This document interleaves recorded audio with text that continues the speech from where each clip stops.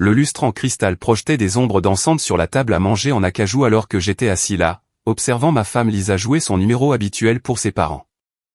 Le dîner du 70e anniversaire de son père était censé être une célébration, mais comme tout le reste dans le manoir de la famille Hartwell, cela ressemblait plus à une performance soigneusement orchestrée. Alors, Michael, dit sa mère Patricia en s'épongeant les lèvres avec une serviette en lin. Comment va votre petit garage? Petit garage. Après 15 ans de mariage, elle n'arrivait toujours pas à admettre que mon entreprise employait 12 personnes et réalisait un bénéfice confortable. Je souris poliment. Les affaires vont bien, Patricia. Nous nous étendons dans le bâtiment voisin. Lisa leva à peine les yeux de son téléphone, faisant défiler Instagram pendant que ses parents essayaient de faire la conversation. Notre fille de 17 ans, Emma, était assise à côté d'elle, tout aussi absorbée par son appareil. La pomme ne tombe jamais loin de l'arbre. C'est merveilleux, dit Patricia avec l'enthousiasme de quelqu'un qui discute d'un traitement de canal. Et Lisa, ma chérie, comment vont les choses au cabinet maintenant? Lisa se redressa. Fantastique. Je suis en lice pour devenir associée senior l'année prochaine, la plus jeune femme de l'histoire du cabinet à être considérée. Elle me lança un regard qui semblait dire, tu vois, voilà à quoi ressemble le succès. Son père, Charles, leva son verre de vin vers Lisa. J'ai toujours su qu'elle irait loin. Je levai mon verre consciencieusement, bien que le vin ait un goût de vinaigre dans ma bouche. Ça faisait 20 ans que je connaissais cette famille, et j'étais toujours le type au col bleu qui avait réussi à piéger leur précieuse fille pour l'épouser. La conversation dériva sur les ragots locaux, les événements du quartier, les drames de banlieue habituels qui semblaient fasciner les Hartwell. Puis Patricia mentionna quelque chose qui me fit me figer sur place. Oh, Lisa, tu ne devineras jamais qui j'ai vu au country club hier. Derek Morrison. Tu te souviens de lui? Ton petit ami de l'université? La tête de Lisa se releva brusquement de son téléphone, soudainement très intéressée. Derek, vraiment? Qu'est-ce qu'il fait de retour en ville? Apparemment, il ouvre une concession de voitures de luxe en centre-ville. Divorcé maintenant, m'a dit Patricia Whitman. Il a tout perdu dans le règlement, le pauvre. J'observais attentivement le visage de Lisa. Il y avait quelque chose. Une lueur d'intérêt, peut-être même d'excitation. Après 15 ans de mariage, on apprend à lire les signes. Derek Morrison, dit Emma en levant les yeux de son téléphone. Maman, n'est-ce pas le gars avec qui tu sortais avant papa? De l'histoire ancienne, dit Lisa, mais elle souriait maintenant. Pas son sourire poli habituel pour les dîners. Quelque chose de différent. Quelque chose qui me serra l'estomac. Charles remplit son verre de vin. N'était-ce pas lui qui voulait t'épouser? C'était quand? En dernière année.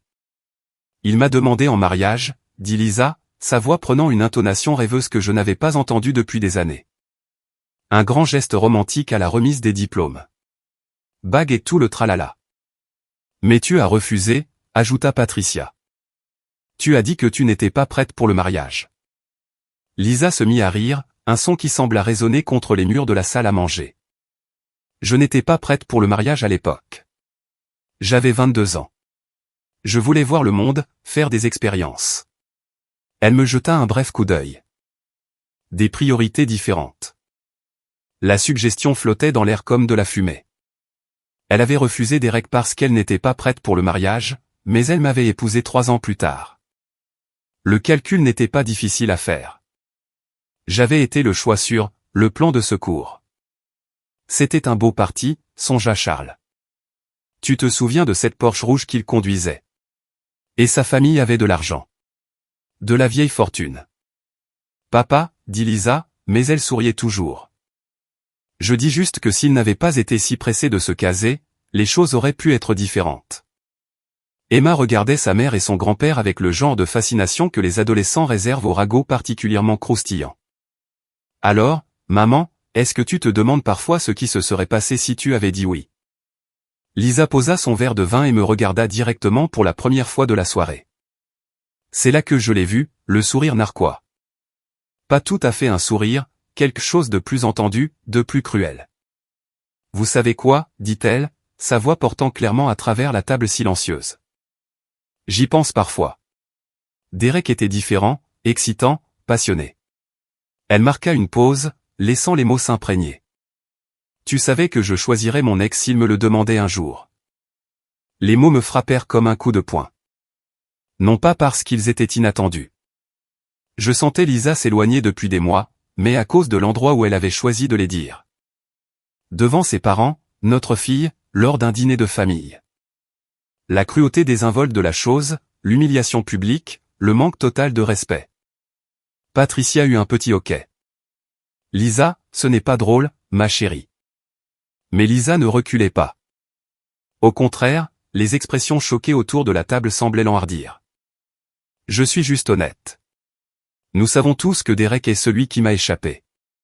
S'il franchissait cette porte maintenant et me demandait de partir avec lui, elle haussa les épaules, ce sourire narquois ne quittant jamais son visage.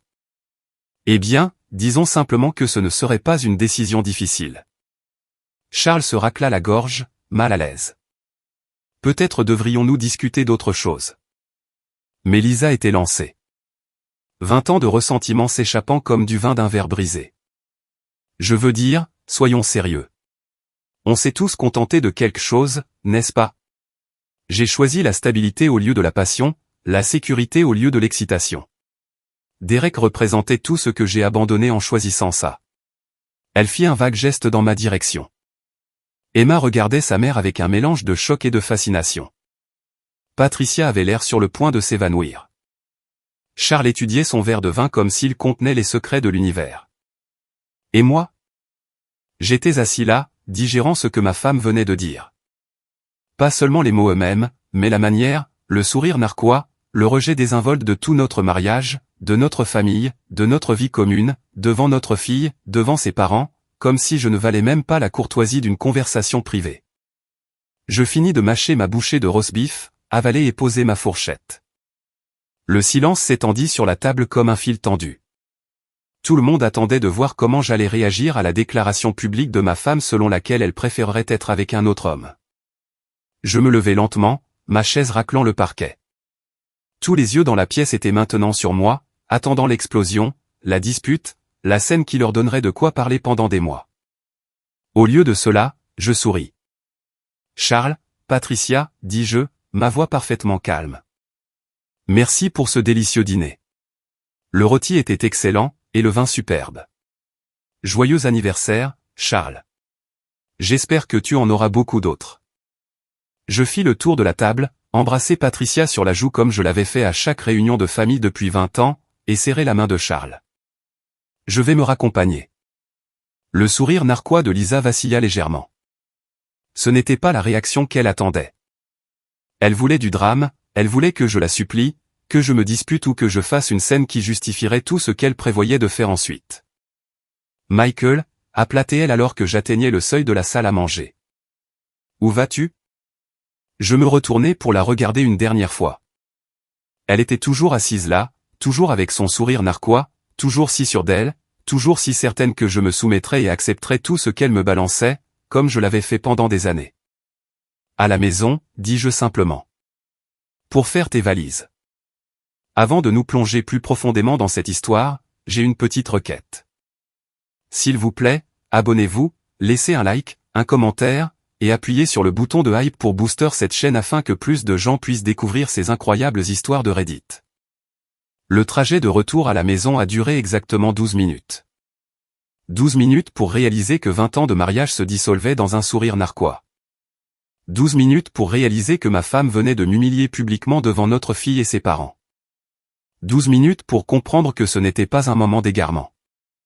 C'était la vraie nature de Lisa. Je me suis garé dans notre allée à 20h15. La porte de garage automatique se referma derrière moi avec une finalité mécanique qui semblait appropriée. Notre maison, ma maison techniquement puisque Lisa n'avait jamais voulu que son nom figure sur l'acte de propriété pour des raisons fiscales, était silencieuse et vide. Pour la première fois depuis des années, le silence semblait paisible plutôt qu'oppressant. J'avais acheté cette maison il y a 5 ans quand les affaires avaient vraiment décollé. 4 chambres, 3 salles de bain, un garage pour 2 voitures et un atelier au sous-sol où je pouvais bricoler des moteurs et réfléchir. Lisa s'était plainte qu'elle n'était pas assez prestigieuse, pas dans le bon quartier, qu'elle n'avait pas assez d'attrait pour ses collègues, mais c'était la nôtre. Du moins, c'est ce que je pensais. J'ai commencé par notre chambre. Le dressing de Lisa était un monument à sa réussite. Des tailleurs de créateurs, des chaussures chères, des bijoux qui coûtaient plus cher que la plupart des voitures. J'ai sorti toutes les valises que nous possédions et j'ai commencé à emballer méthodiquement. Robes, chemisiers, pantalons, tout était plié proprement et placé avec soin dans les bagages. Je n'étais pas en colère. Pas encore. J'agissais avec une logique pure et froide. Sa boîte à bijoux suivit. Les boucles d'oreilles en diamant que je lui avais achetées pour notre 10e anniversaire. Le collier de notre voyage en Italie. Le bracelet de tennis dont elle avait insisté qu'elle avait besoin pour la fête de Noël du cabinet. Tout cela alla dans une mallette séparée, enveloppée dans du papier de soie comme si je préparais un déménagement. La salle de bain fut la suivante. Maquillage, produits de soins, outils de coiffure, médicaments. Lisa avait toujours demandé beaucoup d'entretien, et sa moitié de la salle de bain ressemblait à un comptoir de cosmétiques de grand magasin. Tout alla dans des boîtes, organisées et étiquetées. À 21h30, j'avais rempli 6 grandes valises et 8 boîtes avec les affaires de Lisa. Vêtements, chaussures, livres, objets personnels, photographies, tout ce qui lui appartenait ou me rappelait elle. J'ai même emballé la tasse à café qu'elle utilisait chaque matin, celle avec « meilleure maman du monde » qu'Emma lui avait offerte des années auparavant. J'ai tout transporté dehors, faisant plusieurs allers-retours pour empiler soigneusement les bagages et les boîtes sur le porche. Les maisons des voisins étaient pour la plupart sombres. Les gens s'installaient pour la soirée, ignorant qu'un mariage se terminait dans leur rue de banlieue tranquille. Le serrurier est arrivé à 21h45. Jerry Kowalski, un type que je connaissais depuis des années par le biais du réseau professionnel. Il n'a pas posé de questions quand je l'ai appelé, il a juste dit qu'il serait là tout de suite. Besoin de changer toutes les serrures, lui ai-je dit alors qu'il garait sa camionnette dans l'allée. Porte d'entrée, porte arrière, garage, tout. Jerry hocha la tête, déchargeant son équipement. Combien de jeux de clés tu veux?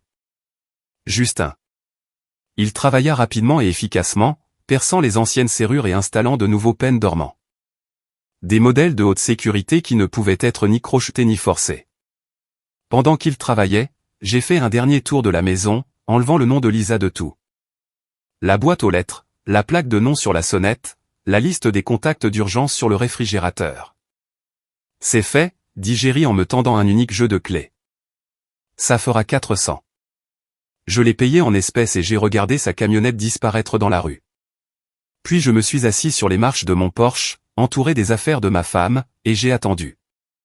Lisa est arrivée à 22h23, sa BMW s'engageant dans l'allée avec l'assurance agressive qui caractérisait tout ce qu'elle faisait. Elle souriait encore en sortant de la voiture, pensant probablement qu'elle avait marqué son point au dîner et que nous allions maintenant avoir une bonne dispute qui se terminerait par une réconciliation et elle obtiendrait ce qu'elle voulait, comme toujours.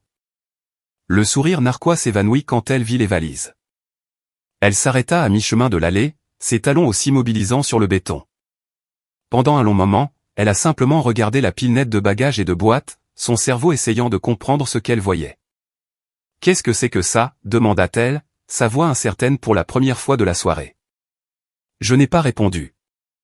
Je l'ai juste regardé s'approcher de la porte d'entrée, fouillant dans son sac à main pour trouver ses clés. Elle les trouva, choisit la clé de la maison et essaya de l'insérer dans la serrure. Elle n'entrait pas. Elle essaya à nouveau, pensant peut-être qu'elle avait la mauvaise clé. Toujours rien. La confusion sur son visage était presque comique. Cela ne faisait pas partie de son scénario. « Michael, dit-elle, sa voix s'élevant légèrement. Qu'est-ce que tu as fait? Tu as fait ton choix au dîner, dis-je calmement. Je ne fais que t'aider à aller jusqu'au bout. Elle essaya à nouveau la clé, puis commença à frapper à la porte. Ouvre cette porte tout de suite. C'est aussi ma maison. En fait, non. Vérifie l'acte de propriété. La vérité la frappa comme une gifle. Durant toutes nos années de mariage, Lisa n'avait jamais voulu que son nom figure sur l'un de nos biens. Mieux pour les impôts, avait-elle dit. Plus facile pour sa comptabilité professionnelle. Maintenant, elle découvrait l'inconvénient de cette décision. Tu ne peux pas faire ça, hurla-t-elle, abandonnant toute prétention de dignité. J'habite ici. Mes affaires sont ici. Je fis un geste vers les valises. Tes affaires sont juste là. Les lumières des voisins commençaient à s'allumer. Madame Patterson d'à côté regardait à travers ses rideaux. La lumière du Porsche des Johnson s'alluma. Lisa faisait assez de bruit pour réveiller toute la rue, mais elle ne semblait pas s'en soucier. « Où suis-je censé aller » demanda-t-elle. « Je ne sais pas. Peut-être que Derek a de la place. » La mention du nom de son ex-petite ami fit rougir son visage. Je plaisantais. C'était juste une conversation de dîner. Elle sortit son téléphone et commença à composer un numéro. Je pouvais l'entendre sonner, puis tomber sur la messagerie vocale. Elle essaya à nouveau. Même résultat. Il ne répond pas, dit-elle, plus pour elle-même que pour moi. Choquant. Elle essaya d'appeler ses parents ensuite.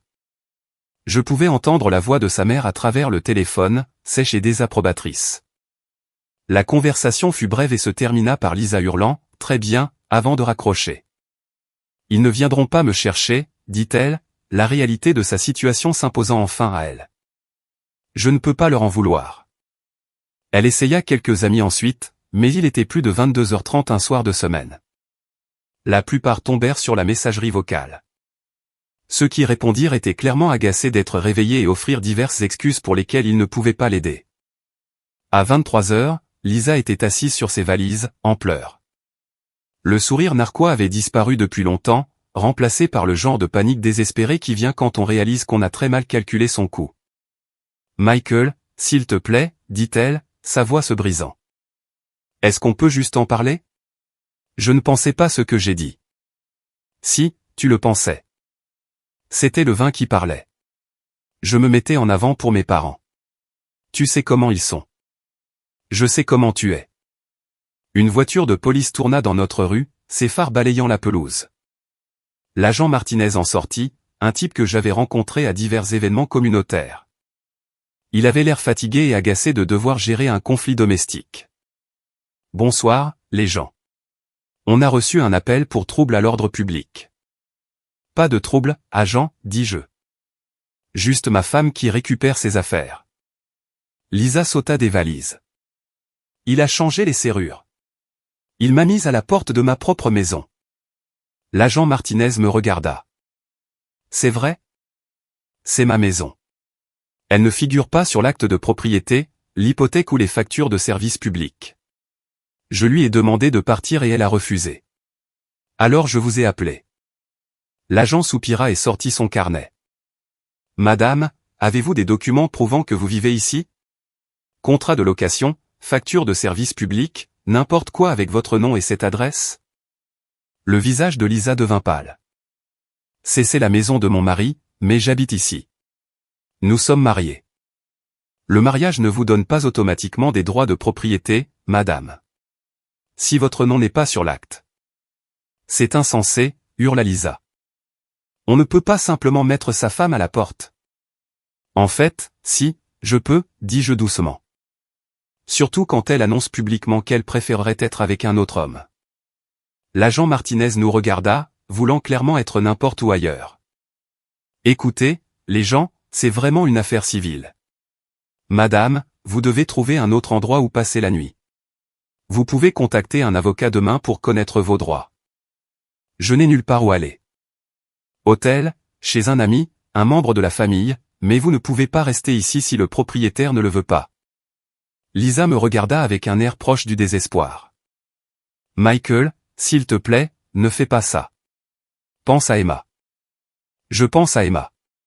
Je pense à ce que tu viens de lui apprendre sur le mariage, sur l'engagement, sur le respect de son conjoint. L'agent attendit pendant que Lisa chargeait ses valises dans sa voiture, faisant plusieurs allers-retours et marmonnant avec colère pour elle-même. Quand elle eut fini, elle baissa sa vitre. Ce n'est pas fini, dit-elle. Si, c'est fini. Je regardais ses feux arrière disparaître dans la rue, puis l'agent Martinez, et je rentrai dans ma maison. Ma maison. Pour la première fois depuis des années, le silence ressemblait à la paix plutôt qu'à la tension. Je me versai un bourbon et m'assis dans mon fauteuil, pensant à l'expression sur le visage de Lisa quand elle réalisa que sa clé ne fonctionnait pas. La confusion, puis la panique, puis la colère désespérée. Elle s'était attendue à ce que je me soumette comme je le faisais toujours, à ce que j'encaisse ses abus et que je la supplie de me pardonner. Au lieu de cela, je lui avais donné exactement ce qu'elle disait vouloir. La liberté de choisir Derek plutôt que moi. Mon téléphone se mit à vibrer avec des SMS et des appels, mais je l'éteignis. Demain apporterait des avocats, du drame et des complications.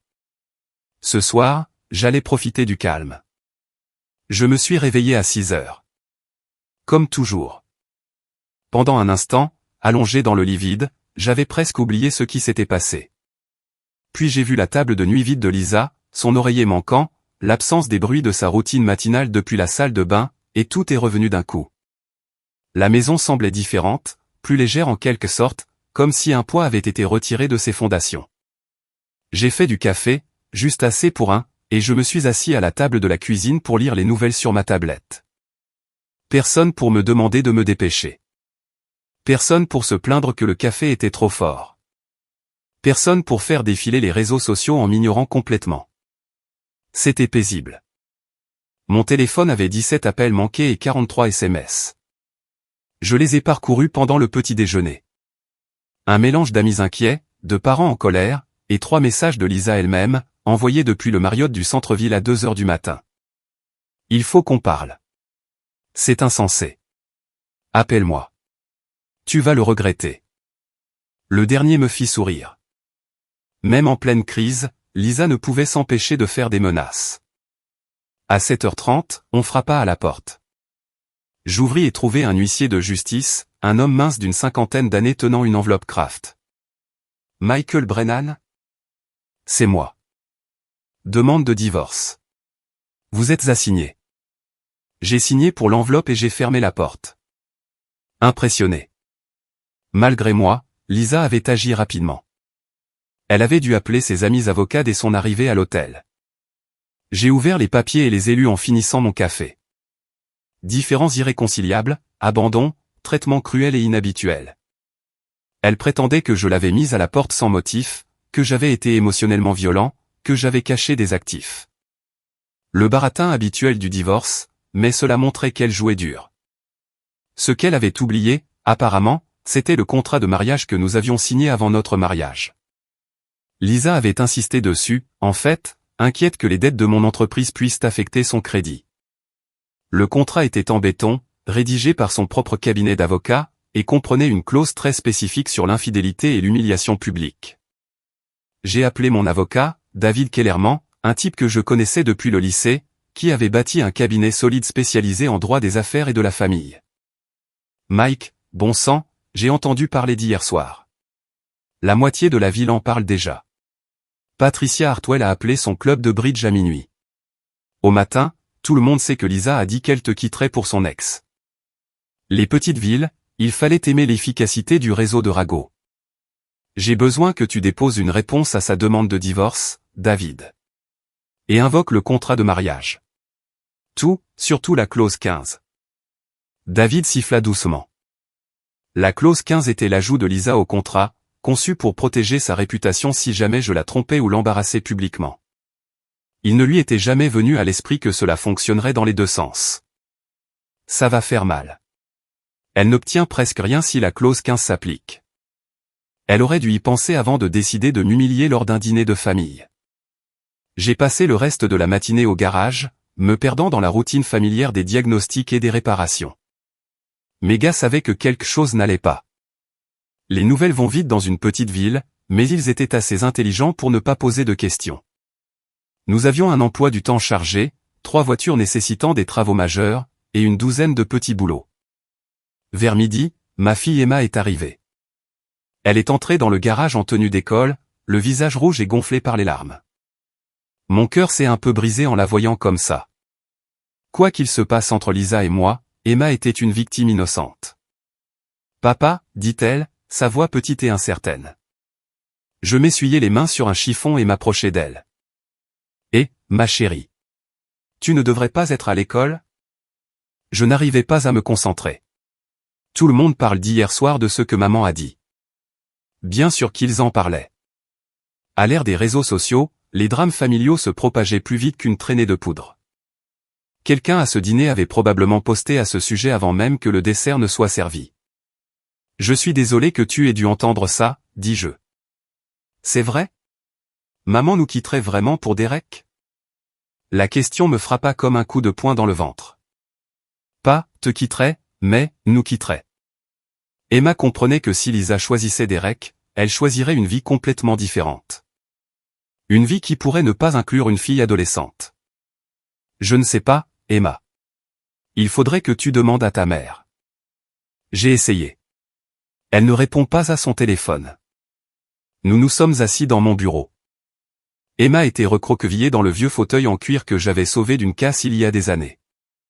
Elle avait l'air si jeune, si vulnérable. Et j'ai ressenti une vague de colère contre Lisa pour lui avoir fait subir ça. Papa, est-ce que vous allez vraiment divorcer?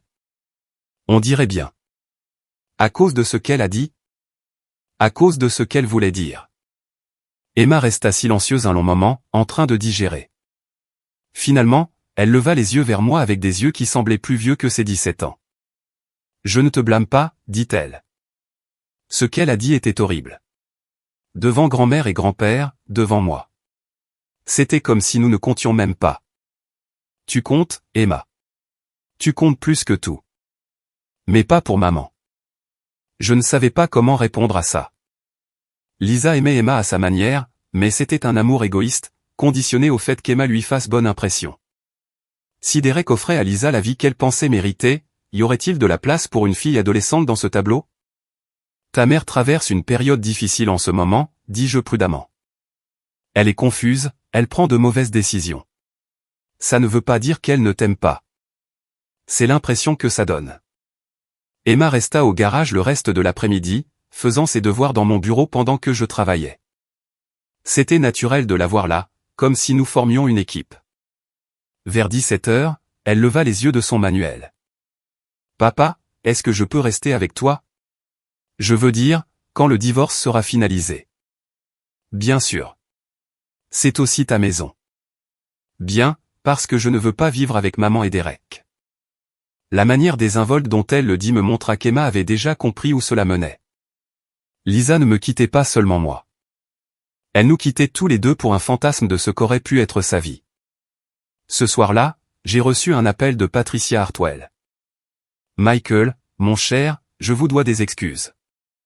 La mère de Lisa ne m'avait jamais appelé, mon cher, en 20 ans de mariage. La crise faisait apparemment ressortir sa meilleure nature. Vous ne me devez rien, Patricia. Si, je vous le dois. Ce que Lisa a dit hier soir était inexcusable. Charles et moi sommes mortifiés. Nous l'avons élevée mieux que ça. C'est une adulte. Elle fait ses propres choix. N'empêche vous humilier comme ça devant Emma. C'était cruel. Inutilement cruel. Je pouvais entendre la douleur dans sa voix.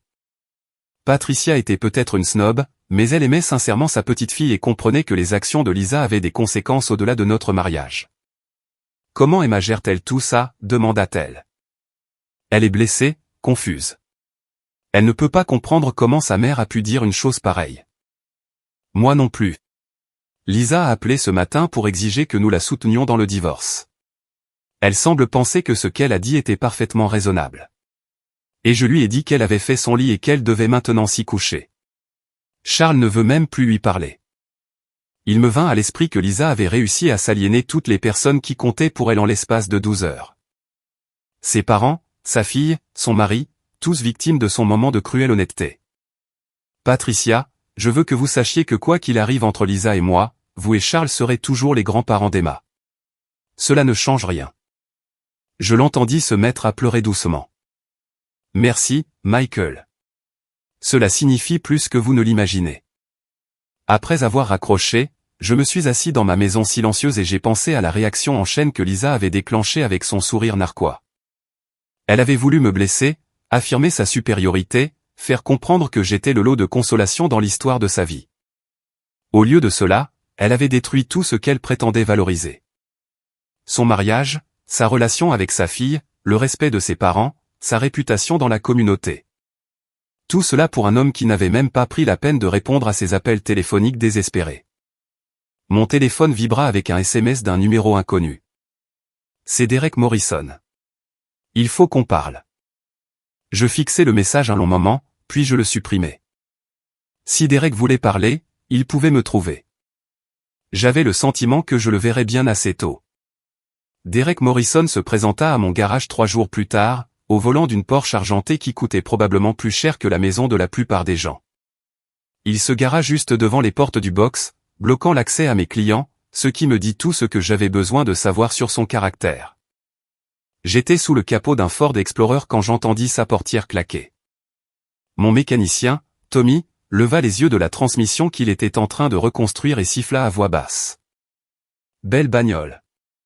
Mal garée, par contre. Je m'essuyai les mains sur un chiffon et sortis. Derek était appuyé contre sa voiture, les bras croisés, vêtu d'un costume cher qui semblait déplacé dans mon quartier ouvrier. Il était beau de cette manière générique que l'argent peut acheter. Dents parfaites, cheveux parfaits, bronzage parfait. Tout en lui criait le gosse de riche. Vous devez être Michael, dit-il en tendant la main comme si nous nous rencontrions dans un country club au lieu du parking où il venait d'insulter mon entreprise. J'ignorais sa poignée de main. Vous bloquez mon box. Ça ne prendra pas longtemps. Il regarda mon garage avec un dédain à peine dissimulé. Joli endroit. Très authentique. Que voulez-vous, Derek? Parlez de Lisa. Qu'y a-t-il à dire sur elle? Il sourit. Le genre d'expression suffisante qui me donnait envie de présenter son visage à mon poing. Allons, Michael. Nous savons tous les deux comment ça se termine. Lisa et moi avons une histoire. Une vraie histoire. Ce que vous aviez, vous deux, c'était juste pour passer le temps. C'est ce qu'elle vous a dit? Elle n'a pas eu besoin de me dire quoi que ce soit. Je l'ai vu dans ses yeux au dîner l'autre soir. Le regret, le désir de ce que nous avions. Vous n'étiez pas au dîner. Son sourire vacilla légèrement. On m'en a parlé. Toute la ville parle de ce qu'elle a dit, de m'avoir choisi. Et pourtant, vous êtes là à me parler au lieu de vous enfuir avec elle. Ça a fait mouche. La façade confiante de Derek se fissura juste assez pour que je puisse voir l'incertitude en dessous. Quoi que Lisa lui ait dit, quelles que soient les promesses qu'elle ait faites, il n'était pas aussi sûr de lui qu'il voulait le paraître. Écoutez, dit-il en abandonnant sa fausse amabilité. Lisa mérite mieux que ça. Il désigna mon garage, ma vie, tout ce que j'avais construit. C'est une avocate brillante, sophistiquée, cultivée. Elle devrait être avec quelqu'un qui peut apprécier ses qualités. Quelqu'un comme vous. Quelqu'un exactement comme moi. Je devais admirer son arrogance, même si elle me rendait malade. C'était un homme qui n'avait jamais eu un vrai travail, qui n'avait jamais rien construit de ses mains, qui n'avait jamais lutté pour quoi que ce soit dans sa vie, et il pensait que cela le rendait meilleur que moi. Voici ce qui va se passer, continua Derek. Vous allez rendre ce divorce facile. Pas de dispute, pas de drame. Juste signer les papiers et laisser Lisa continuer sa vie, la vie qu'elle était censée avoir. Et pourquoi ferais-je ça? Parce que si vous ne le faites pas, je vous rendrai les choses très difficiles. J'ai des relations dans cette ville, Michael. De l'argent, de l'influence, des amis haut placés. Je peux faire disparaître votre entreprise. Faire s'effondrer votre réputation. Un mot de ma part et vous aurez de la chance d'obtenir un poste de vidangeur chez Jiffy Lube. La menace flottait dans l'air entre nous comme des vapeurs d'essence. Derek souriait à nouveau, confiant d'avoir joué sa carte maîtresse. Il pensait probablement que j'allais me coucher comme tous les autres gars de la classe ouvrière qui avaient été intimidés par l'argent de sa famille. Il avait tort. Vous avez fini, demandai-je. Je ne fais que commencer. Bien, parce que j'ai aussi quelque chose à dire. Je m'approchai de lui. Assez près pour voir le reflet doré dans ses yeux bruns. Assez près pour sentir son parfum cher. Assez près pour le rendre nerveux. Lisa vous a appelé après que je l'ai mise à la porte, dis-je doucement. Plusieurs fois. Vous n'avez pas répondu, n'est-ce pas? Son sourire tressaillit. Elle est allée à l'hôtel, Derek. Seule, en pleurs, désespérée. Et où étiez-vous? Probablement chez vous, en train d'essayer de comprendre comment gérer votre ex-petite amie folle qui venait de faire exploser son mariage pour vous. Ce n'est pas. Elle s'est ridiculisée, a humilié sa fille, a détruit sa relation avec ses parents, tout ça parce qu'elle pensait que vous viendriez à sa rescousse. Mais vous ne l'avez pas fait, n'est-ce pas? Vous l'avez laissé mariner dans son jus pendant 3 jours avant de trouver le courage de venir me menacer. Le visage de Derek devenait rouge. Vous ne savez pas de quoi vous parlez. Je sais exactement de quoi je parle.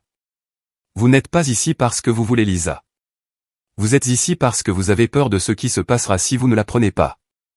Elle a rendu son choix public, Derek. Toute la ville sait qu'elle vous a choisi.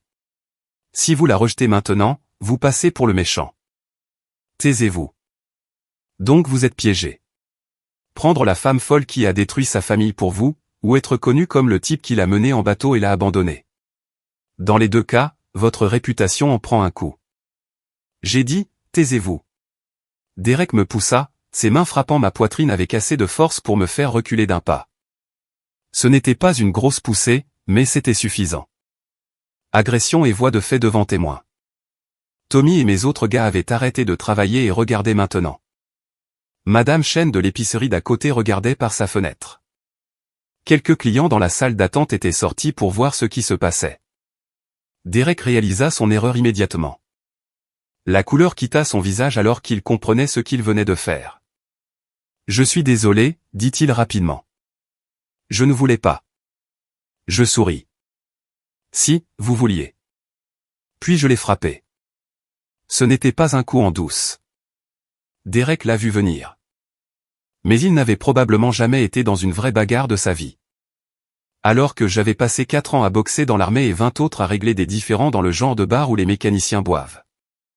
Mon crochet du droit l'a attrapé en plein sur la mâchoire, le faisant tourner sur lui-même et le laissant tomber à genoux à côté de sa précieuse Porsche. Il resta à terre un moment, secouant la tête, du sang coulant de sa lèvre fendue. « Vous m'avez frappé, dit-il comme s'il ne pouvait pas le croire. Vous m'avez poussé en premier. Légitime défense. » Derek se releva péniblement, s'aidant de sa voiture. Son costume parfait était sale maintenant. Ses cheveux parfaits en désordre. Son visage parfait marqué par mon poing. Il ressemblait à ce qu'il était, un gosse de riche gâté qui venait d'apprendre que l'argent ne pouvait pas le protéger de tout. « Je vais vous faire arrêter pour agression, dit-il. Allez-y.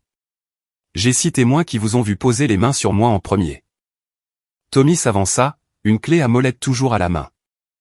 C'est vrai. C'est le gosse de riche qui a commencé. Les autres mécaniciens hochèrent la tête en signe d'accord. Madame Chen était déjà rentrée, probablement en train d'appeler son mari pour lui raconter la bagarre devant le garage de Mike. Le soir, tout le quartier saurait que Derek Morrison s'était fait casser la figure. Derek monta dans sa Porsche, ses mains tremblant alors qu'il démarrait le moteur. Il baissa la vitre et se pencha. « Ce n'est pas fini, dit-il. »« Si, c'est fini. » Il quitta le parking en trombe, les pneus crissant, laissant des marques de caoutchouc sur mon asphalte. Je le regardais disparaître dans la rue, puis je retournai travailler sur le Ford Explorer. « Patron, dit Tommy. Ce type va causer des problèmes. » Qu'il essaie. Mais je savais que Tommy avait raison. Derek Morrison n'était pas du genre à accepter l'humiliation avec grâce.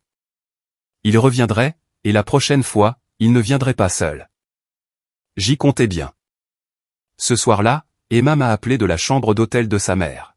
« Papa, maman veut te parler. »« Passe-la moi. » Il y eut une pause, une conversation étouffée. Puis la voix de Lisa arriva sur la ligne. « Michael, nous devons discuter de cette situation comme des adultes. » « Quelle situation ? » ? Ne joue pas à l'idiot. Derek m'a raconté ce qui s'est passé à ton garage aujourd'hui. Tu veux dire quand il m'a menacé puis agressé ? Il a dit que tu l'avais attaqué. Il ment. Mais vous deux semblez avoir ça en commun. La voix de Lisa s'éleva. Je veux rentrer à la maison, Michael. Je veux qu'on arrange ça. Le désespoir dans sa voix était indubitable.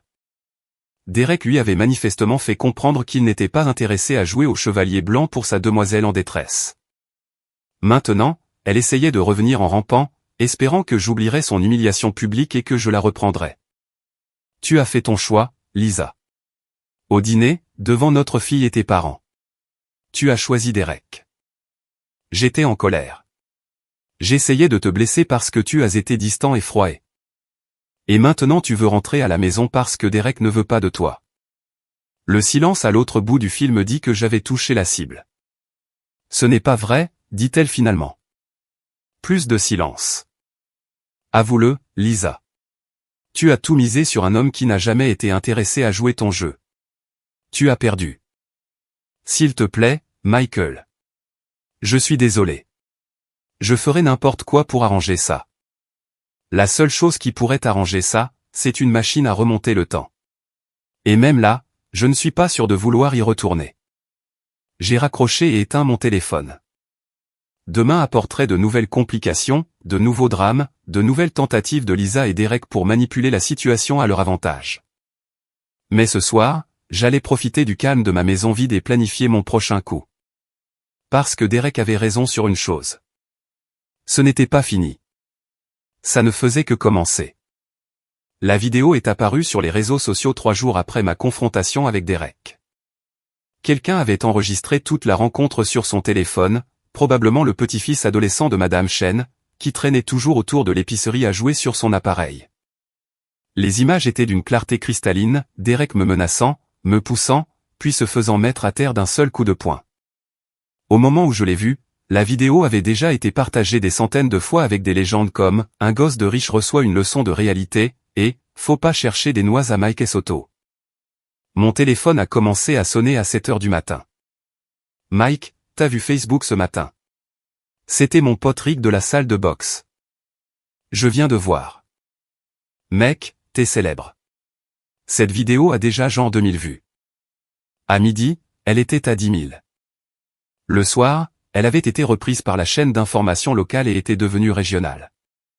Un propriétaire d'entreprise locale se défend contre un riche promoteur, était le titre, me dépeignant comme un héros de la classe ouvrière se dressant contre les riches privilégiés.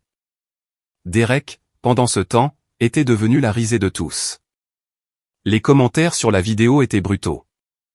Le mec s'est fait coucher par un mécano. C'est ce qui arrive quand l'argent de papa ne peut pas t'acheter des talents de combattant. Porsche Boy a appris une leçon aujourd'hui. Mais le vrai dommage est venu d'une source inattendue. Ce soir-là, j'ai reçu un appel de Janet Morrison, l'ex-femme de Derek. Monsieur Brennan, c'est Janet Morrison. J'ai vu la vidéo de vous et de mon ex-mari. Madame Morrison, je suis désolé pour ça. Je ne voulais pas. Ne vous excusez pas, Derek l'avait bien mérité. Sa voix était tranchante, chargée d'années de colère refoulée. Je vous appelle parce que je pensais que vous devriez savoir. Il se vante en ville d'avoir volé votre femme, racontant aux gens du country club qu'il va la sauver de son erreur de col bleu. Vraiment? Il ment aussi sur ses finances. Cette concession automobile qu'il est censé ouvrir, c'est de la poudre aux yeux. Derek a dilapidé son fonds en fiducie il y a des années, et notre règlement de divorce a liquidé ce qui restait. Il est fauché, monsieur Brennan. Il vit à crédit et sur du temps emprunté. C'était intéressant. Pourquoi me dites-vous ça? Parce que Derek a détruit notre mariage avec son arrogance et ses infidélités. Il m'a coûté ma maison, mes amis, ma position sociale. Si votre femme pense qu'elle fait une bonne affaire, elle va avoir une mauvaise surprise.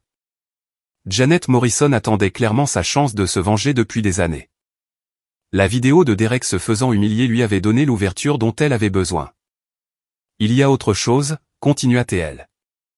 Derek raconte partout qu'il va vous mettre en faillite. Il fait jouer ses relations, essaie de faire révoquer les permis de votre garage, de faire annuler votre assurance. Il est obsédé par l'idée de vous détruire. Qu'il essaie. Il est plus dangereux que vous ne le pensez. Quand Derek se sent acculé, il devient vicieux. Faites attention. Après avoir raccroché, je me suis assis dans ma cuisine en pensant à ce que Janet m'avait dit. Derek était fauché, désespéré, et apparemment prêt à utiliser toutes les relations qui lui restaient pour s'en prendre à moi. Cela le rendait dangereux d'une manière différente de ce à quoi je m'attendais. Mon téléphone vibra avec un SMS de Lisa. Il faut qu'on parle. C'est important. Je l'ignorais. 1 heure plus tard, Emma se présenta à ma porte, des larmes coulant sur son visage. Papa, tu dois aider maman. Qu'est-ce qui ne va pas? Elle est au bar de l'hôtel, ivre. Vraiment ivre. Elle fait une scène, raconte à tout le monde l'histoire de Derek, de toi, du divorce. Le gérant a menacé de la mettre dehors. J'ai attrapé mes clés. Quoi que Lisa m'ait fait, je ne pouvais pas laisser Emma voir sa mère se détruire en public. Le bar du Marriott était bondé pour un mardi soir, rempli de voyageurs d'affaires et de locaux venus prendre un verre après le travail. J'ai trouvé Lisa au fond du bar, affalée sur un martini, son tailleur de créateur froissé et taché. Lisa. Elle leva les yeux vers moi, les yeux injectés de sang. Michael. Mon mari, tout le monde. L'homme qui m'a jeté comme une ordure. Le barman, un jeune homme qui semblait embarrassé par la situation, se pencha. Monsieur, elle est là depuis 3 heures. Je lui ai coupé le service, mais elle ne veut pas partir. Je m'en occupe. J'ai aidé Lisa à descendre de son tabouret de bar, ses jambes chancelantes sous elle. Elle avait perdu du poids la semaine dernière, son visage était émacié et creusé. Le stress la rongeait. Où est Derek, lui demandai-je en la guidant vers la sortie. Derek, rit-elle amèrement. Derek ne veut pas de marchandises endommagées. Derek veut le fantasme, pas la réalité. Que s'est-il passé? Il m'a dit que j'étais trop compliqué pour lui en ce moment. Il a dit, peut-être qu'on devrait attendre que mon divorce soit finalisé. Que le drame se calme. Elle trébucha et je lui attrapai le bras. 20 ans que j'ai gâché avec toi, et il ne veut même pas de moi. Nous sommes arrivés dans le hall avant qu'elle ne se remette à pleurer. De gros sanglots qui attiraient les regards des autres clients. J'ai trouvé un coin tranquille et je l'ai assise dans un fauteuil en cuir. Lisa, tu as besoin d'aide. D'une aide professionnelle. J'ai besoin de retrouver ma vie. J'ai besoin de ma maison, de ma fille, de mon mari. Tu as tout jeté pour un fantasme. Je sais. Les mots sortirent comme un hurlement. Je sais, d'accord? J'ai été stupide et cruel et j'ai détruit tout ce qu'il y avait de bon dans ma vie pour un homme qui ne veut même pas de moi. Tu es content maintenant? En la regardant, ivre, brisé, désespéré, j'ai ressenti quelque chose d'inattendu. Pas de la satisfaction ou de la justification, mais de la pitié. Lisa avait tout misé sur une illusion et avait perdu de façon spectaculaire. Elle obtenait exactement ce qu'elle méritait, mais il n'y avait aucune joie à la voir s'autodétruire. Emma s'inquiète pour toi, dis-je. Emma me déteste. Ma propre fille me déteste parce que je suis une sorcière égoïste qui a humilié son père en public. Elle ne te déteste pas. Elle est confuse et blessée, mais elle ne te déteste pas. Lisa leva les yeux vers moi avec un semblant d'espoir. Est-ce que ça veut dire qu'on pourrait réessayer? Pourrais-tu me pardonner? La question flottait entre nous comme un pistolet chargé. Une partie de moi, la partie qui se souvenait de 20 ans de mariage, d'histoires partagées, d'un amour qui s'était lentement éteint sous le poids du ressentiment et de l'indifférence, voulait dire oui. Voulait la ramener à la maison, l'aider à devenir sobre, essayer de reconstruire ce que nous avions perdu. Mais je ne pouvais pas oublier le sourire narquois. Je ne pouvais pas oublier la cruauté désinvolte de ses mots. L'humiliation publique. La façon dont elle avait rejeté tout notre mariage comme si elle s'était contentée de moins que ce qu'elle méritait. Non, dis-je doucement. C'est fini, Lisa. C'était fini au moment où tu as dit que tu choisirais Derek plutôt que moi. Elle se remit à pleurer, mais je ne la réconfortai pas. Au lieu de cela, j'ai appelé ses parents et j'ai attendu que Charles arrive pour la ramener à la maison. Il avait l'air plus vieux que ses 70 ans, usé par la crise de nerfs publics de sa fille. Merci d'avoir appelé, dit-il en aidant Lisa à monter dans sa voiture. Patricia et moi nous avons honte de ce qu'elle vous a fait subir. Prenez soin d'elle, Charles. Elle a besoin d'aide. Nous le savons. Nous avons déjà trouvé un centre de traitement. Thérapie pour l'alcoolisme, thérapie individuelle, tout le programme. Je les ai regardés partir, puis je suis rentré dans ma maison silencieuse. Emma m'attendait, recroquevillée sur le canapé avec une tasse de thé. Comment va-t-elle? Demanda Emma. Elle ira bien. Tes grands-parents vont lui trouver de l'aide. Et Derek? Emma hocha la tête, le soulagement visible sur son jeune visage. Bien. Je ne l'ai jamais aimé de toute façon. Nous sommes restés assis ensemble dans un silence confortable. Père et fille, survivants d'un mariage qui avait implosé de manière spectaculaire. Demain apporterait de nouveaux défis, la procédure de divorce, les arrangements de garde, le lent processus de reconstruction de nos vies. Mais ce soir, nous allions bien. Mon téléphone vibra avec un SMS d'un numéro inconnu. Tu crois que tu as gagné, mais ce n'est pas fini. Je vais te détruire. Derek ne semblait pas bien gérer son rejet non plus. J'ai montré le SMS à Emma, qui roula des yeux. Il est pathétique. Oui, il l'est. Mais les hommes pathétiques pouvaient être dangereux lorsqu'ils étaient acculés. Derek avait perdu sa chance avec Lisa, sa réputation et sa dignité. Il n'avait plus rien à perdre, ce qui le rendait imprévisible. Je me fis une note mentale d'être plus prudent, de surveiller mes arrières, parce que Derek Morrison me semblait être du genre à préférer tout brûler plutôt que d'admettre sa défaite. Et j'avais le sentiment qu'il ne faisait que commencer. La campagne de Derek contre moi a commencé modestement. Un appel au service de santé pour des conditions insalubres dans mon garage qui a entraîné une inspection surprise. Un tuyau anonyme à l'époque concernant l'élimination inappropriée de fluides automobiles qui a fait venir des inspecteurs fédéraux à ma porte. Une plainte au Better Business Bureau pour pratiques commerciales frauduleuses qui a nécessité des heures de paperasse pour être résolue. Toutes les inspections se sont révélées négatives. Je gérais mon entreprise dans les règles de l'art depuis 20 ans, mais elles étaient conçues pour me harceler, me coûter du temps et de l'argent, me rendre la vie difficile. Derek utilisait ses relations restantes pour mener une guerre d'usure. Le coup de grâce est arrivé 2 semaines plus tard. Je fermais le garage un vendredi soir quand 3 hommes en costume cher sont entrés par les portes de mon box. Ils ressemblaient à des avocats ou des comptables, le genre de types qui gagnent leur vie en brassant des papiers et en intimidant les gens. Michael Brennan? L'homme de tête était grand et mince, avec des cheveux argentés et des yeux gris froids. C'est moi. Marcus Webb. De Webb & Associates. Nous représentons l'autorité de développement du comté de Westchester. Nous sommes ici pour discuter de votre bail. J'étais propriétaire de ce bâtiment depuis 15 ans, mais le terrain en dessous était loué au comté. Un accord de faveur que j'avais négocié quand la zone était encore considérée comme indésirable. Maintenant, avec le développement qui grignotait de tous côtés, la propriété valait 10 fois ce que je payais. Qu'y a-t-il à propos de mon bail? Webb sourit sans chaleur. Il y a eu une révision des politiques d'utilisation des terres du comté. Cette zone a été rezonée pour un développement à usage mixte. Votre bail est résilié. Il me tendit une épaisse enveloppe Kraft. Préavis de 30 jours. Vous devrez libérer les lieux d'ici la fin du mois prochain. C'est impossible. J'ai un bail de 5 ans avec 3 ans restants. Vérifiez la section 12, sous-section 4. Le comté se réserve le droit de résilier tout bail à des fins de développement avec un préavis de 30 jours. J'avais signé ce bail quand j'étais désespéré d'étendre mon entreprise. Et j'avais été si reconnaissant de l'opportunité que je n'avais pas lu attentivement les petits caractères. Maintenant, cela me revenait en pleine figure. Qui est le promoteur? Demandai-je, bien que je soupçonne déjà la réponse. Morrison Property LLC. Derek.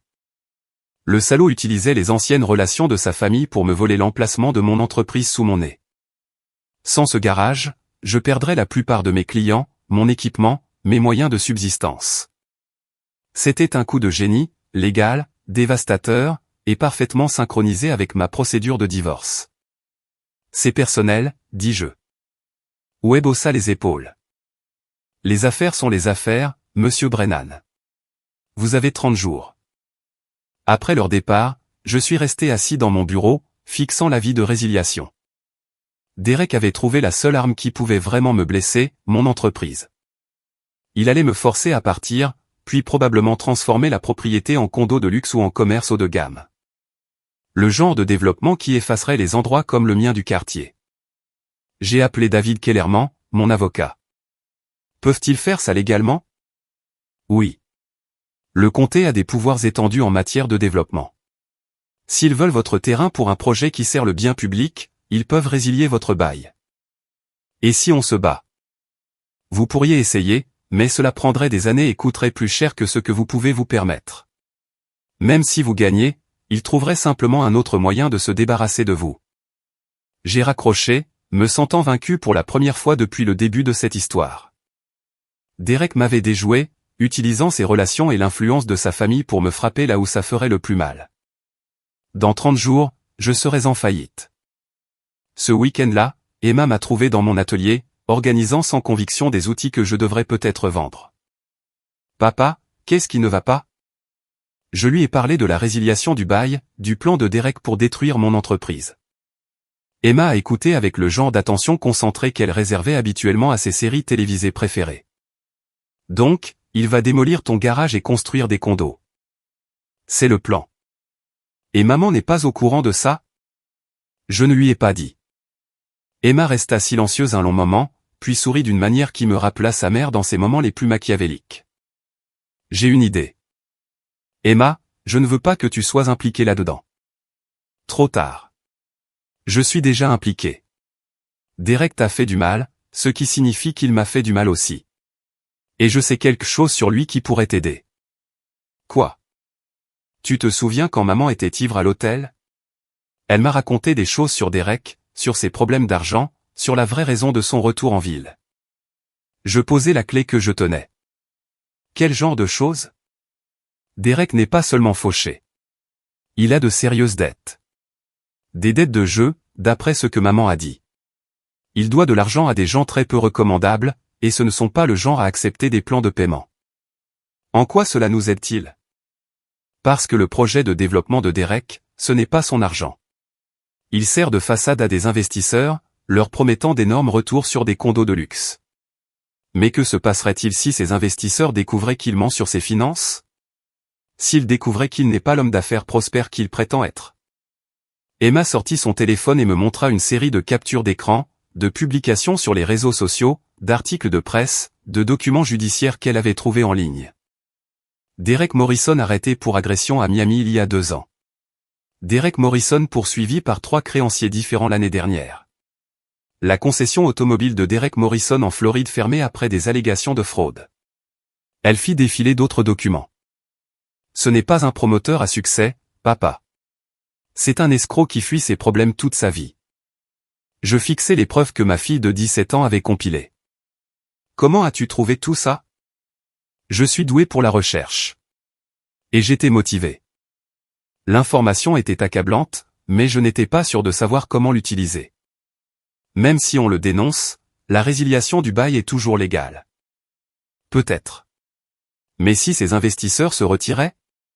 Si le comté découvrait que Morrison Property est essentiellement une société écran dirigée par un escroc fauché? Ne devrait-il pas reconsidérer le projet de développement? Emma avait raison. Si le financement de Derek tombait à l'eau, tout le développement s'effondrerait. Le comté ne résilierait pas mon bail pour un projet qui n'existait pas. Il y a autre chose, dit Emma. Je sais qui est le principal investisseur de Derek. Qui? Janet Morrison. Son ex-femme. Ça n'avait pas de sens. Pourquoi investirait-elle avec lui après leur divorce? Elle ne le ferait pas. Mais Derek a falsifié des documents en utilisant son nom et son crédit sans sa permission. J'ai trouvé des demandes de prêt, des accords de partenariat, tous avec sa signature. Sauf que Janet Morrison t'a dit qu'elle était fauchée après le divorce, n'est-ce pas? Les pièces du puzzle s'emboîtèrent. Derek utilisait l'identité de son ex-femme pour obtenir un financement pour son projet de développement. C'était une fraude à grande échelle, et quand elle serait révélée, elle le détruirait complètement. Emma, c'est dangereux. Si Derek découvre que tu as enquêté sur lui, il ne le découvrira pas. Mais papa, nous devons faire quelque chose. On ne peut pas le laisser détruire ton entreprise et s'en tirer comme ça. Je regardais ma fille, brillante, déterminée, féroce dans sa loyauté, et je ressentis une immense fierté. Elle était tout ce que sa mère aurait pu être si Lisa n'avait pas laissé l'amertume et le sentiment de droit empoisonner son cœur. D'accord, dis-je, mais nous faisons ça correctement. Légalement, prudemment, dans les règles. Emma sourit. J'ai déjà appelé Janet Morrison. Elle veut nous rencontrer demain. Le lendemain matin, Janet Morrison arriva chez moi au volant d'une Honda vieille de 10 ans, bien loin du style de vie luxueux qu'elle avait autrefois connu. C'était une belle femme d'une 40aine d'années, bien habillée mais sans ostentation, avec le genre de dignité tranquille qui vient de la survie à la trahison et de la reconstruction de sa vie. Monsieur Brennan, merci d'avoir accepté de me voir. Nous nous sommes assis dans ma cuisine pendant qu'Emma présentait ses recherches. Le visage de Janet pâlissait à chaque document, chaque signature falsifiée, chaque demande de prêt frauduleuse. Je n'en avais aucune idée, dit-elle finalement. Je savais que Derek était désespéré, mais je n'aurais jamais imaginé qu'il s'abaisserait au vol d'identité. La question est, qu'est-ce qu'on fait maintenant, dis-je. Janet resta silencieuse un long moment, étudiant les preuves. Puis elle leva les yeux, une lueur d'acier dans le regard. On le détruit. Le plan était d'une simplicité élégante. Janet contacterait directement les investisseurs de Derek, les informant qu'elle n'avait jamais autorisé l'utilisation de son nom ou de son crédit pour le développement de Morrison Property. Elle fournirait des documents prouvant la fraude, puis déposerait des plaintes pénales pour vol d'identité et falsification. Pendant ce temps, je présenterai les preuves à l'autorité de développement du comté, leur montrant que leur promoteur choisi était un escroc utilisant un financement frauduleux. Le projet de développement s'effondrerait, ma résiliation de bail serait annulée, et Derek ferait face à de graves accusations criminelles. Il y a un problème, dit Janet. Derek n'est pas stupide. Quand tout cela éclatera, il s'enfuira. Il l'a déjà fait. Miami, Atlanta, Phoenix. Il a de fausses pièces d'identité, des comptes offshore, tout un plan d'évasion prêt à l'emploi. Alors on s'assure qu'il ne puisse pas s'enfuir, dit Emma. Janet et moi la regardâmes. Les dettes de jeu que maman a mentionnées, si Derek doit de l'argent à des gens dangereux, et si ces gens découvraient qu'ils prévoyaient de quitter la ville avec leur argent. Emma, non, dis-je fermement. Nous n'impliquons pas de criminels dans cette affaire. Nous n'avons pas à les impliquer directement. Mais si le bruit courait que Derek prévoyait de quitter la ville, si ses créanciers entendaient des rumeurs selon lesquelles il liquidait ses actifs et se préparait à disparaître. Janet sourit sinistrement. Il s'assurerait qu'il reste sur place jusqu'à ce qu'il paie ce qu'il doit. C'était risqué, mais ça pouvait marcher. Si les créanciers criminels de Derek pensaient qu'il essayait d'échapper à ses dettes, ils le garderaient en ville assez longtemps pour que le système judiciaire le rattrape. Je connais des gens, dit Janet doucement, de l'époque du jeu de Derek. Des gens qui pourraient être très intéressés de savoir qu'il prépare une stratégie de sortie.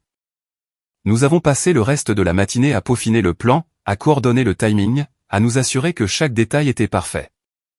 À midi, nous étions prêts à exécuter la destruction complète et totale de Derek Morrison.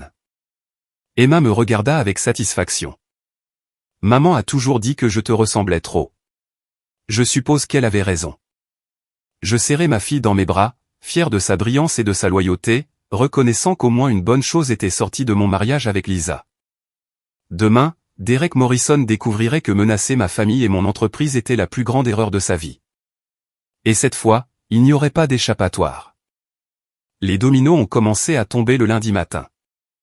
Janet Morrison est entrée dans les bureaux de Hartwell, Crane & Associates, l'ancien cabinet d'avocats de Lisa, avec une mallette remplie de preuves. Elle a demandé une réunion immédiate avec les associés principaux, affirmant avoir des informations sur des activités frauduleuses impliquant l'un de leurs anciens associés. Pendant que Janet détruisait la crédibilité de Derek auprès de ses investisseurs, j'étais au bureau du comté, présentant mes propres preuves à Marcus Webb et à l'autorité de développement. Le sourire confiant de Webb a disparu alors que j'exposais document après document, prouvant que Morrison Property était une fraude. Ces demandes de prêt, dis-je en les étalant sur son bureau, portent toute la signature de Janet Morrison. Sauf que Madame Morrison ne les a jamais signés, ne les a jamais autorisés, et n'a aucune implication financière avec l'entreprise. Webb étudia les documents, son visage pâlissant de minute en minute. Comment savez-vous qu'elles sont fausses? Parce que Madame Morrison dépose des plaintes pénales ce matin. Vol d'identité, falsification, fraude. Votre promoteur en or risque de la prison ferme. Je sortis un autre dossier. Voici le véritable historique financier de Derek Morrison. Faillite, procès, accusation criminelle dans 3 États différents. L'homme à qui vous avez fait confiance pour développer les terres du comté est un escroc de carrière. Webb passait frénétiquement des appels téléphoniques, essayant de joindre Derek, de contacter les autres investisseurs, de comprendre à quel point le comté s'était fait avoir. Je le laissai à sa panique et retournai à mon garage où Emma m'attendait avec des nouvelles. La réunion de Janet s'est très bien passée, rapporta TL. Le cabinet d'avocats est furieux. Apparemment, Derek a utilisé leur papier à en-tête sur certains de ces documents frauduleux.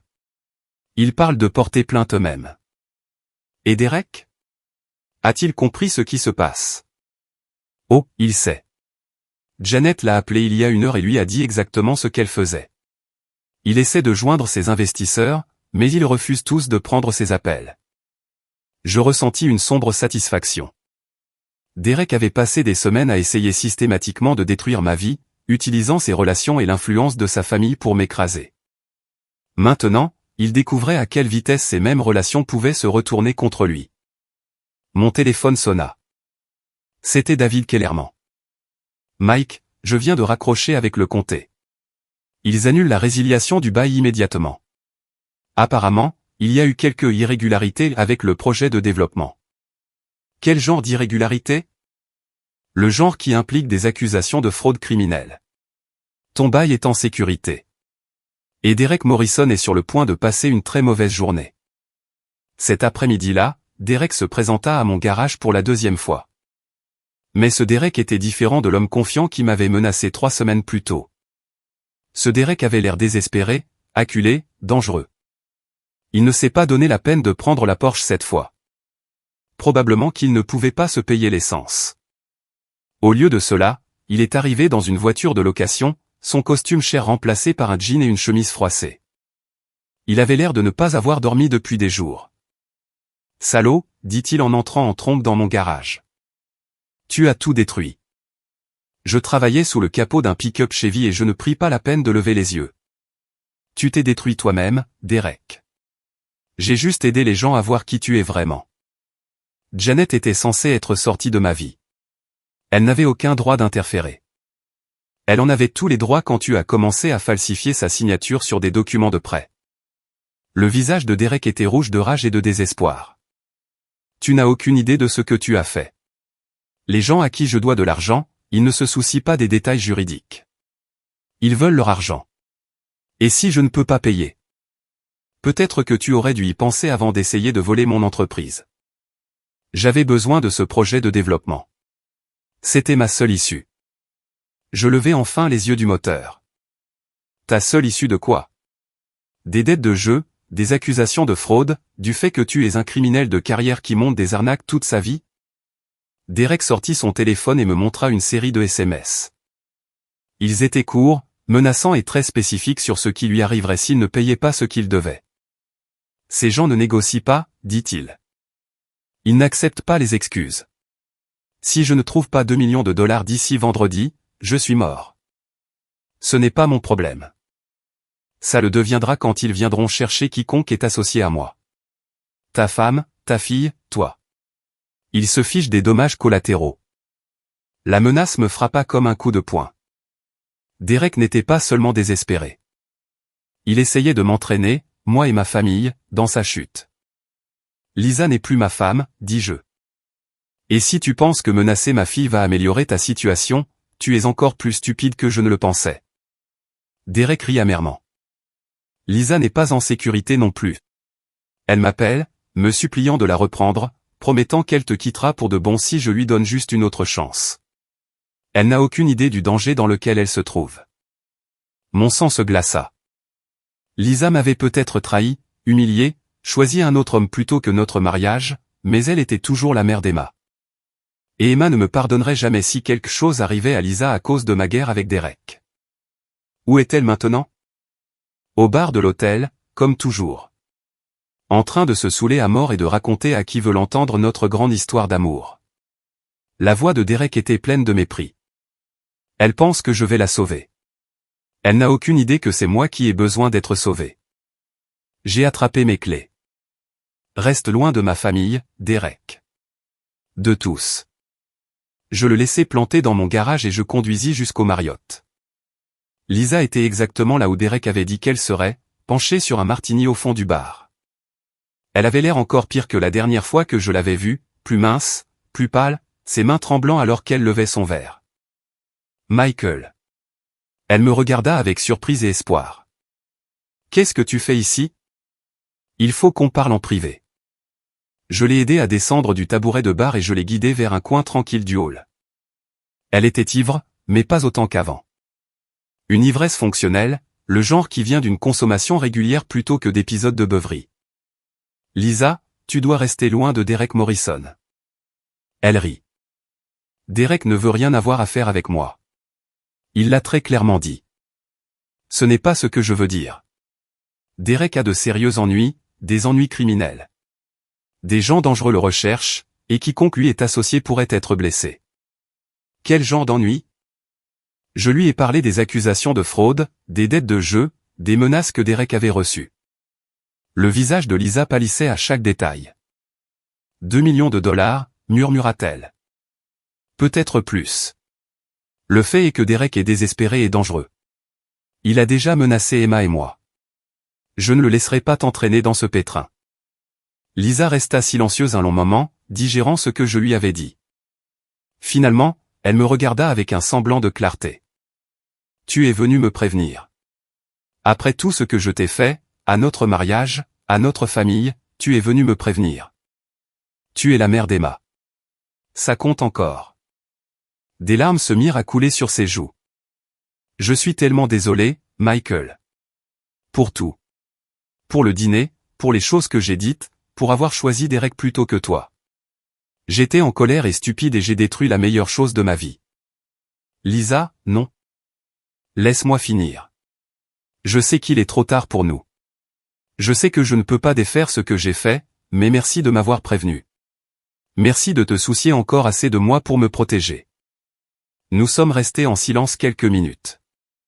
Deux personnes qui s'étaient autrefois aimées, essayant de trouver leur chemin à travers les décombres de leur mariage. Que se passe-t-il maintenant? Demanda Lisa. Tu te fais aider. Une vraie aide. Tu entres dans ce centre de traitement que tes parents ont trouvé. Tu deviens sobre. Tu suis une thérapie. Tu trouves comment être la mère qu'Emma mérite. Et Derek? Derek n'est plus ton problème. Il ne sera bientôt plus le problème de personne. Je laissai Lisa dans le hall et rentrai chez moi, où Emma m'attendait avec le dîner et d'autres nouvelles sur la situation de Derek qui se détériorait rapidement. Ses investisseurs se sont tous retirés, rapporta TL. Le projet de développement est officiellement mort. Et Janet a porté plainte cet après-midi. Fraude, vol d'identité, falsification. Il y a un mandat d'arrêt contre lui. Et ses dettes de jeu? Le sourire d'Emma était froid et satisfait. C'est drôle que tu demandes. Apparemment, le bruit a couru que Derek prévoyait de quitter la ville. Ses créanciers ont été très proactifs pour s'assurer qu'il reste sur place. Ce qui veut dire que Derek Morrison ne va nulle part. Jamais. Mon téléphone vibra avec un SMS d'un numéro inconnu. C'est fini. J'arrête de me battre. Tu as gagné. C'était Derek, admettant enfin sa défaite. Mais j'avais le sentiment que sa reddition était un peu tardive. Les forces qu'il avait mises en mouvement, les accusations criminelles, les investisseurs en colère, les créanciers dangereux, étaient hors de son contrôle maintenant. Derek Morrison avait tout misé sur ma destruction et le vol de mon entreprise. Au lieu de cela, il s'était détruit lui-même. Et demain, toute la ville saurait exactement pour quel genre d'homme Lisa avait été prête à me quitter.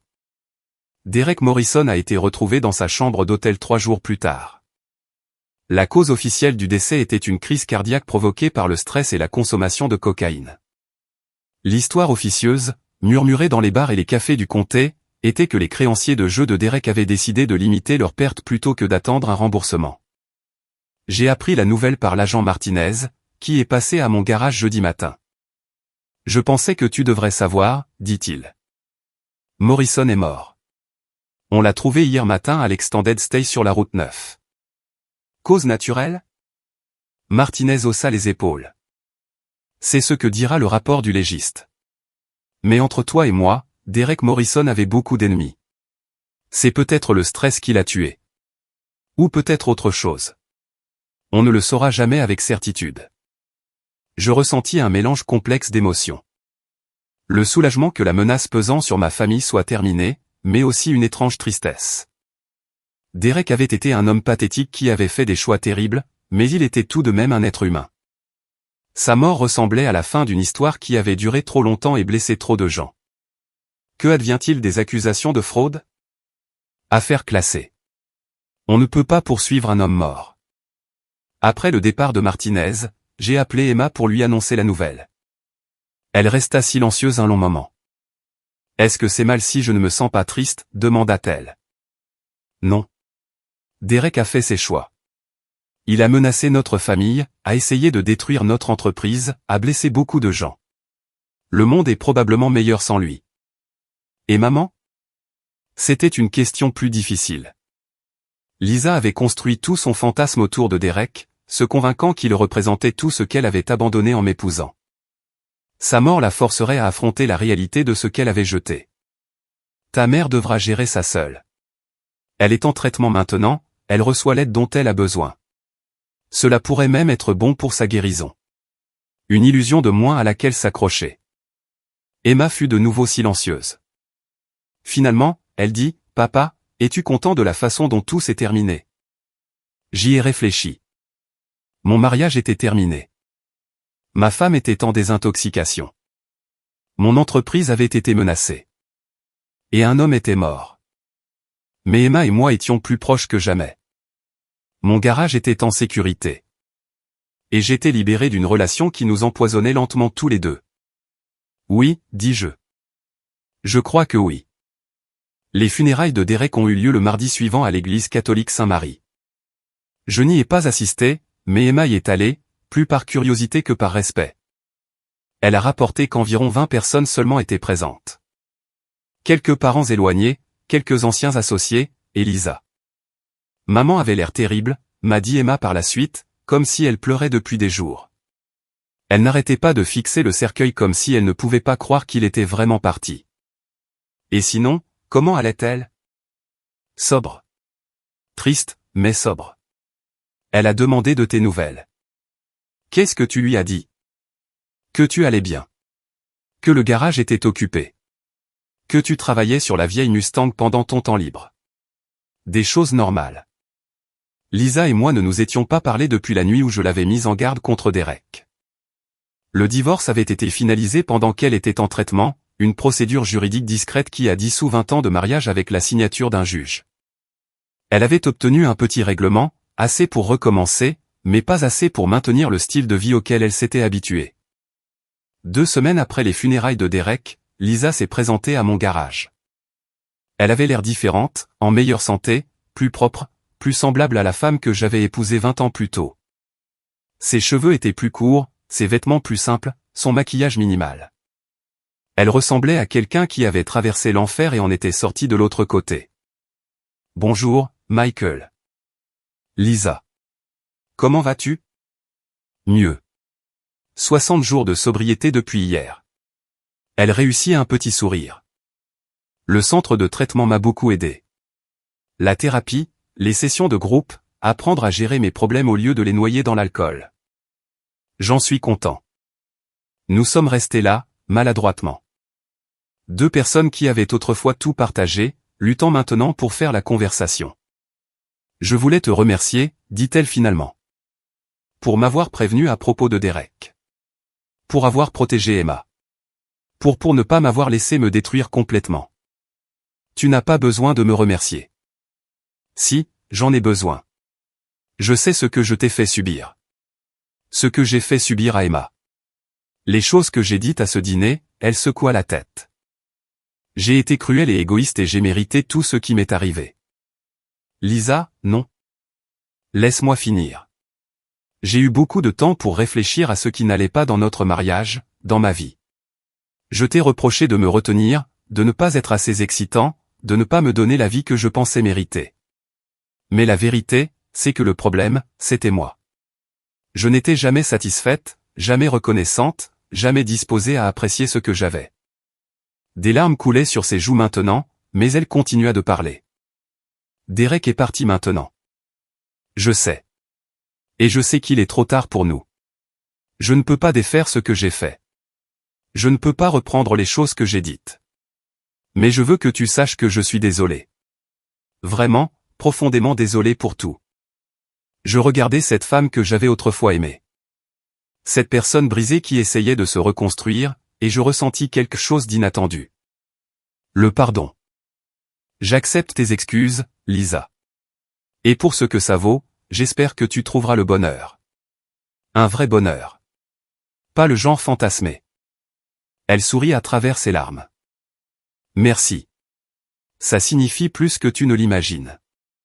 Lisa est partie après ça, s'éloignant dans une modeste Honda qui était bien loin de la BMW sur laquelle elle avait autrefois insisté. Je ne l'ai jamais revue, bien qu'Emma lui rende visite régulièrement et me tienne au courant de ses progrès. Lisa a trouvé un emploi dans un petit cabinet d'avocats du comté voisin, spécialisé en droit de la famille et en divorce. Elle a loué un appartement d'une chambre, a rejoint les alcooliques anonymes et a lentement reconstruit sa vie. Elle ne s'est jamais remariée, n'a jamais trouvé un autre Derek à poursuivre. Au lieu de cela, elle a appris à se contenter d'un bonheur ordinaire, de la satisfaction tranquille du travail bien fait et de relations basées sur le respect plutôt que sur le fantasme. Emma a obtenu son diplôme de fin d'études secondaires ce printemps-là et a décidé de s'inscrire au community college local, en partie pour économiser de l'argent et en partie pour rester près de la maison.